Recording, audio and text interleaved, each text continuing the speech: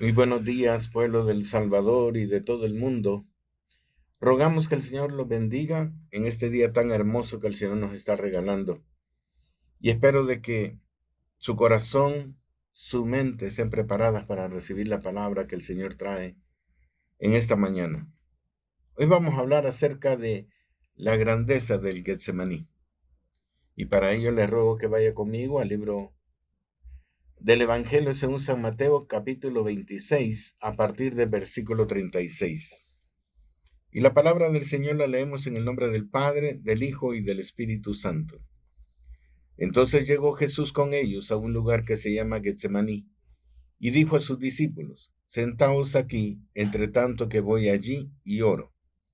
Y tomando a Pedro y a los dos hijos de Zebedeo, comenzó a entristecerse y a angustiarse en gran manera. Entonces Jesús les dijo: Mi alma está muy triste hasta la muerte. Quedaos aquí y velad conmigo. Yendo un poco adelante, se postró sobre su rostro, orando y diciendo: Padre mío, si es posible, pase de mí esta copa, pero no sea como yo quiero, sino como tú. Vino luego a sus discípulos y los halló durmiendo, y dijo a Pedro: ¿Así que no habéis podido velar conmigo una hora? Velad y orad, para que no entréis en tentación. El espíritu a la verdad está dispuesto, pero la carne es débil. Otra vez fue y oró por segunda vez diciendo: Padre mío, si no puede pasar de mí esta copa sin que yo la beba, hágase tu voluntad. Vino otra vez y los halló durmiendo, porque los ojos de ellos estaban cargados de sueño. Y dejándolos se fue de nuevo y oró por tercera vez diciendo las mismas palabras.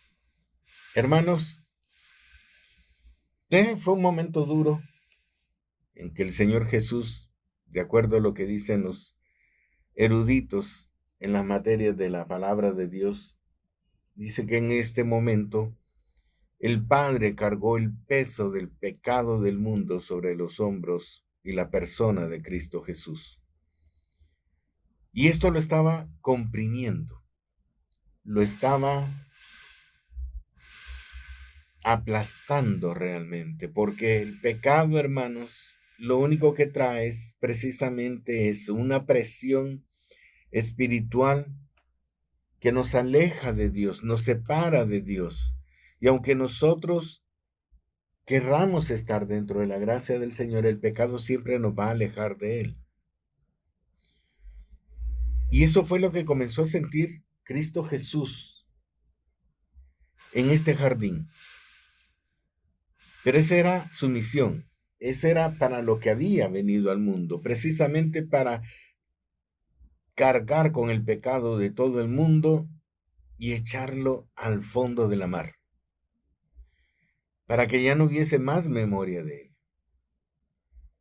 Pero en este momento, en donde la naturaleza humana de Cristo Jesús se manifestó, y él mismo declara a sus discípulos que él estaba triste, estaba acongojado, él sentía la presión de lo que venía por delante, él sabía a lo que se estaba enfrentando y lo que iba a ocurrir a partir de ese momento. Ya lo sabía, se lo había declarado a sus discípulos de que él iba a morir y sabía cómo iba a morir. Pero cuando llegó el momento de la verdad, su ser se entristeció. Y por esa razón es que nosotros deberíamos entender que Dios habla a los hombres de maneras diferentes. Tiene una forma general de hablar, que es a través de la palabra de Dios, donde todo el mundo tiene acceso a ella. Y muchos de nosotros, pues, hemos abierto la Biblia, hemos leído, y después de unas pocas líneas, sencillamente decimos: no entiendo, y deja la Biblia. Muchos llegan a las iglesias, oyen el sermón, pero cuando salen de la iglesia ya no saben de qué les estuvieron hablando, porque su corazón no está puesto en ella. Pero la palabra está, se está predicando, está a nuestro acceso. Muchos los tenemos incluso empolvándose en nuestras casas. Tenemos la palabra de Dios, ahí está, sin uso, pero es la palabra de Dios que está a nuestra disposición. También nos trata de una forma específica cuando se refiere a un ministerio, a un grupo de trabajo espiritual. Entonces Dios se manifiesta en ese grupo y le comisiona sobre lo que debe hacer, de interceder, de visitar a los enfermos, de estar orando por las necesidades de algunas personas, etcétera. Entonces Dios les comisiona y habla a ellos de una forma específica, a un grupo. Pero también está el trato individual. El trato individual es aquel que Dios quiere alcanzar con mi persona, con su persona individualmente. Y le voy a decir algo, o sea que Dios no trata a todos de igual forma. Dios es individualista. O sea, Dios, de la forma en que me trata a mí, no lo va a tratar a usted. El camino que yo estoy recorriendo en el Señor no es el mismo que usted va a recorrer. Porque cada persona es un mundo, cada persona es diferente. No somos iguales. Entonces Dios, que conoce esa individualidad nuestra, la respeta y por esa razón nos trata de una forma diferente. Y venimos delante de Él y entonces Él nos habla conforme el trato que Él tiene para mi vida, en el caso mío. De igual forma lo va a tratar a usted. Y eso lo podemos ver de diversas formas en la Biblia. Quiero que vaya conmigo al libro de Hebreos, capítulo 9, para que conozcamos y entendamos la forma en cómo trata a Dios a diferentes personas. En este caso, la vida de Saulo. Dice el libro de Hechos, capítulo 9, Saulo, respirando aún amenazas y muerte contra los discípulos del Señor, vino al sumo sacerdote y le pidió cartas para las sinagogas de Damasco, a fin de que si hallase algunos hombres o mujeres de este camino, los trajese presos a Jerusalén. Mas yendo por el camino, aconteció que al llegar cerca de Damasco, repentinamente le rodeó un resplandor de luz del cielo, y cayendo a tierra, oyó una voz que le decía, Saulo, Saulo, ¿por qué me persigues? Él dijo, ¿quién eres, Señor? Y le dijo, yo soy Jesús, a quien tú persigues. Dura cosa te es dar coces contra el aguijón. Y entendemos, o sea, que el trato era exclusivamente con Saulo. El trato era directamente con este hombre que estaba persiguiendo a la iglesia, pero Dios tenía un propósito especial con él. Y entonces se manifestó de tal forma en la vida de Saulo que impactó su vida y la transformó en algo precioso, porque después de ser un perseguidor y un asesino de los cristianos, se volvió un cristiano que anduvo predicando en los lugares más remotos de la tierra conocida en ese momento. Y si no lo hubieran detenido, le aseguro que hubiera seguido avanzando y avanzando, porque él procuraba predicar donde nadie había predicado, donde nadie había sembrado la palabra de Dios. Allí le gustaba llegar. Él quería ser el primero. Y este arrojo que mostró persiguiendo a la iglesia, lo mostró al doble predicando la palabra del Señor.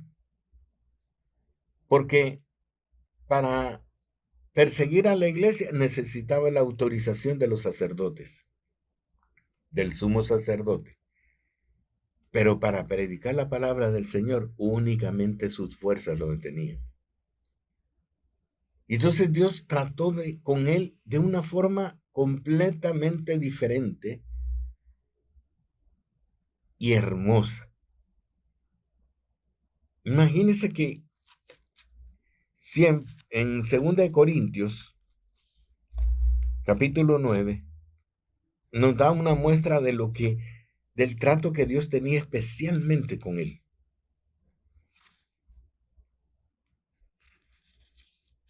Y eso, para cada uno de nosotros, pues es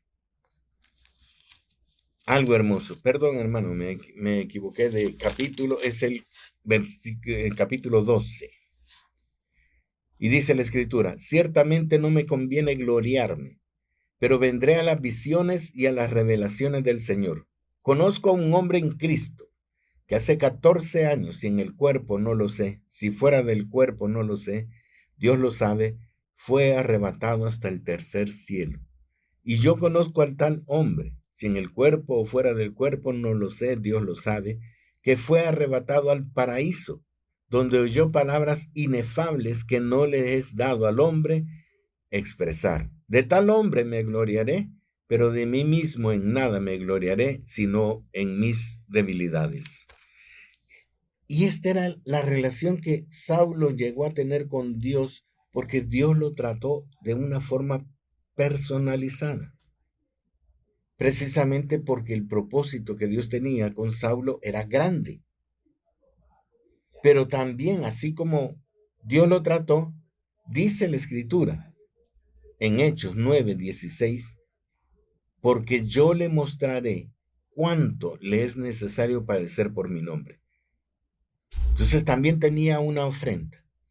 También tenía un momento en la vida donde las cosas no iban a ser sencillas, donde todo se le iba a voltear. Y usted sabe que cuando llegó el tiempo de que su ministerio terminase, fue apresado, fue llevado incluso hasta Roma y fue sacrificado por los romanos precisamente porque amaba a Cristo Jesús.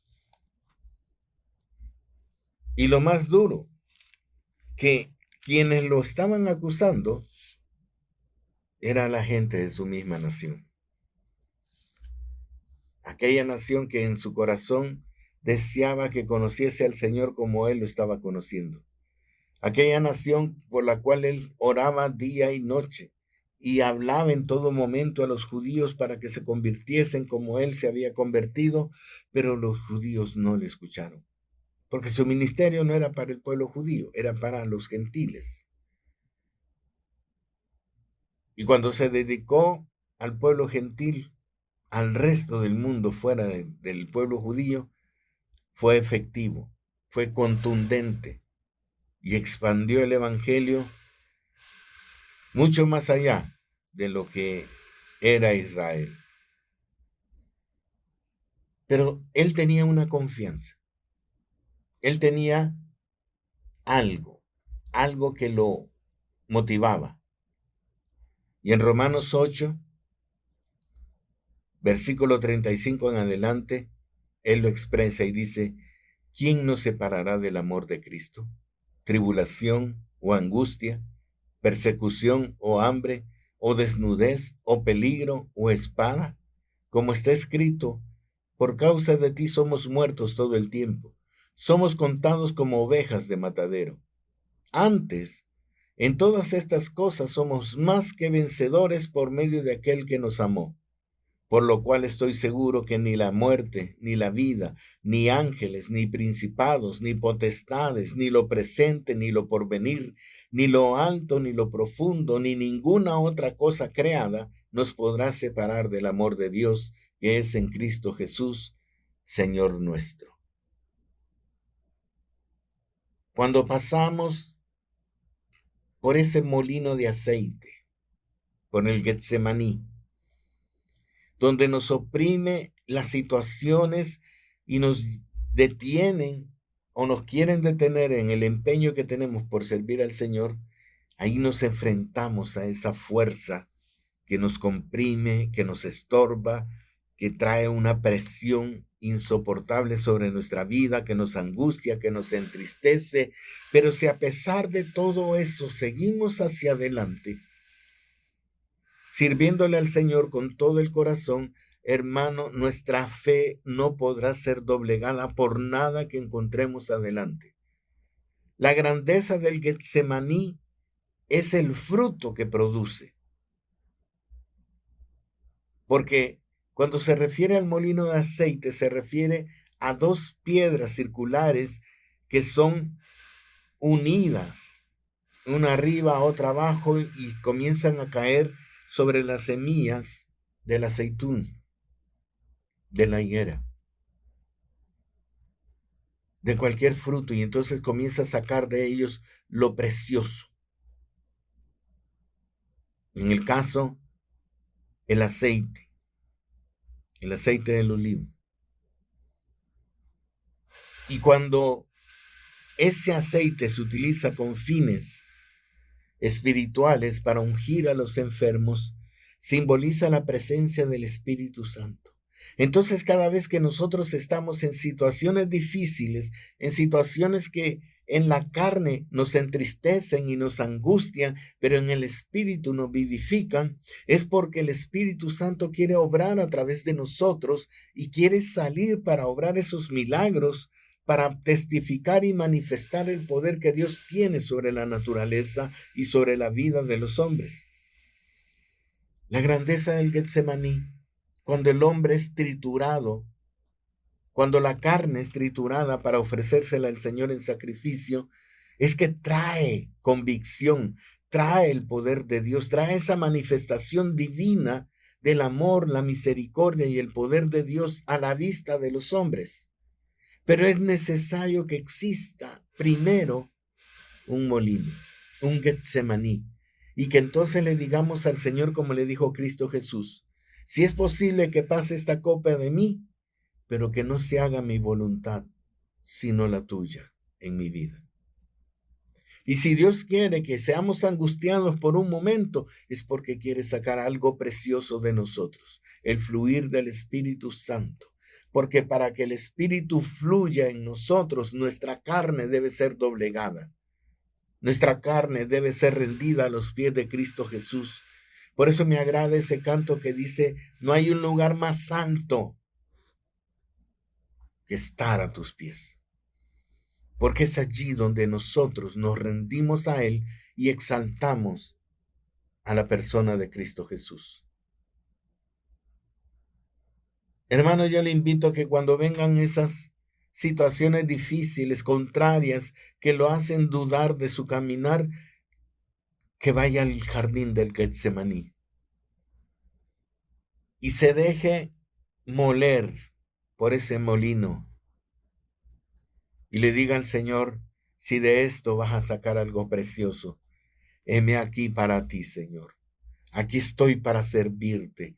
Mi vida te pertenece y yo te la vuelvo a entregar una y otra vez para que tú te glorifiques, para que te des a conocer a los hombres, para que muestres tu grandeza, tu amor, tu misericordia y tu poder a los ojos de los hombres, para que crean en Cristo Jesús. Hermano, porque nosotros hemos sido llamados para gloria y honra del Señor Jesucristo. Y no podemos negarnos a nada que nos pide el Señor.